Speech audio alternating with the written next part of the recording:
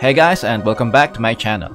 And in this video, let's take a quick look at another upcoming Ragnarok mobile game, which I believe is gonna be released in the 4th quarter of this year.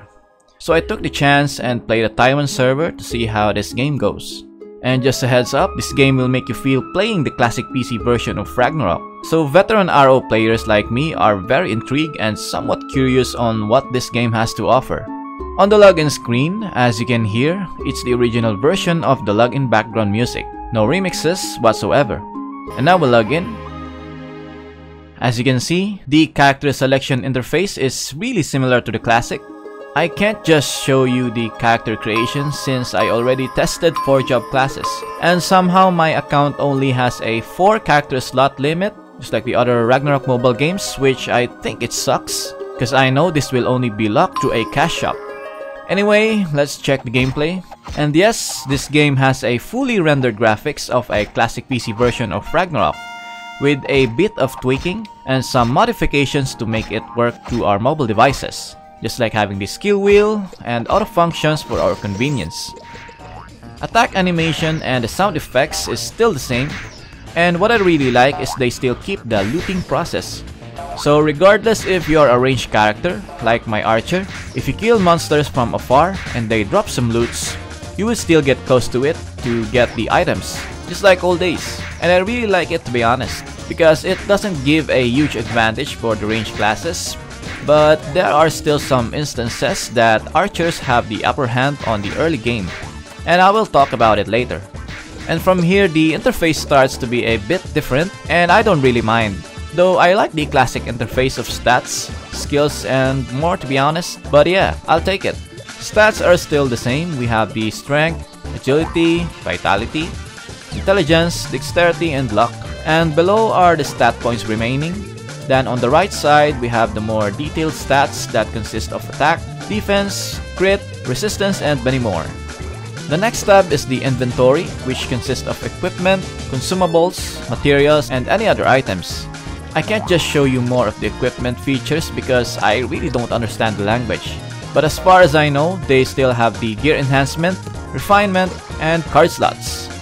And this card feature is somewhat different from other Ragnarok mobile games that I've played, because this game will give you a lot of cards. I mean, you can't just loot this cards album through monsters, with a small chance.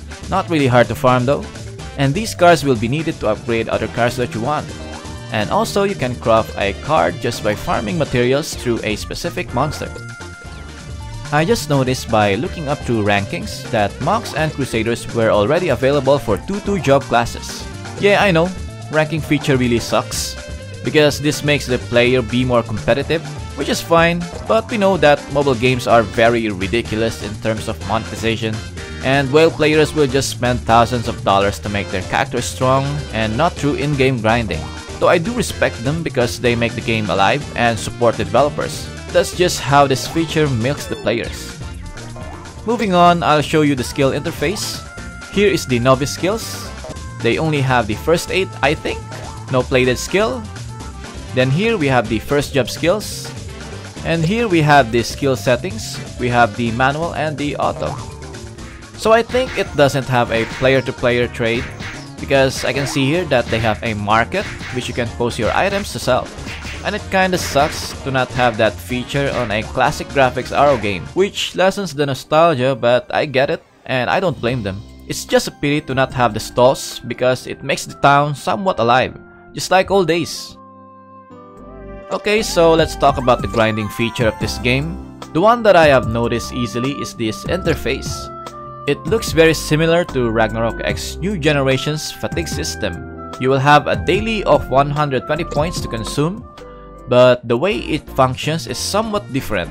In Ragnarok X, usually, after killing a monster, a point will be deducted depending on the size of the monster. But here, it seems that once you kill a 5 monsters, a 1 point will be deducted. This may seem good for you, but in my opinion, this will take too much time grinding.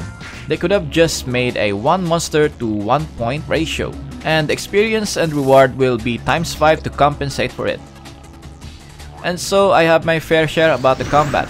And the first thing I've noticed is the damage already went through, Even the animation of the skills or attack is still processing, which is not a big deal, but this could be improved in future updates. Also, I have noticed that my skill double strafe is also doing critical damage. Like, what the hell? This could be OP, or I don't know. Because I have to test the other classes furtherly if their skills got some modifications, but I assume there is.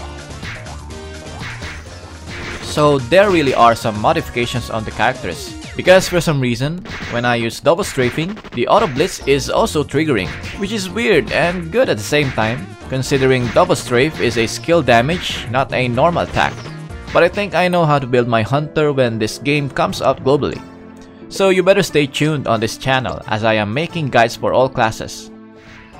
Also, I have said earlier that archers have a better early game advantage, because they can spam these double strafe without worrying about their SP, which is nuts.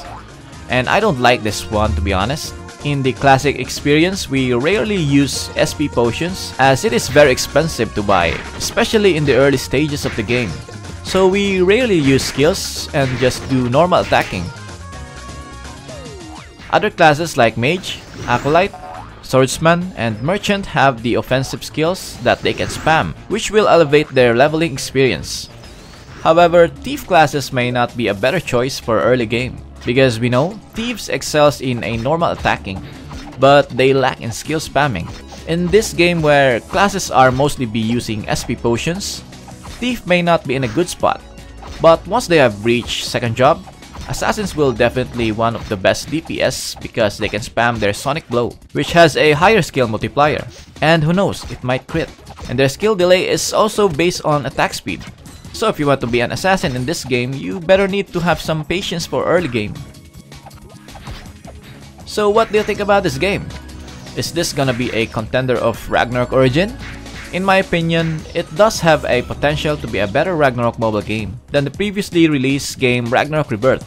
It may not have the best feature like Ragnarok Origin as of the moment, because this game has a lot to improve. However, in my experience playing this game, I do have a bit of fun, even though I don't understand text messages.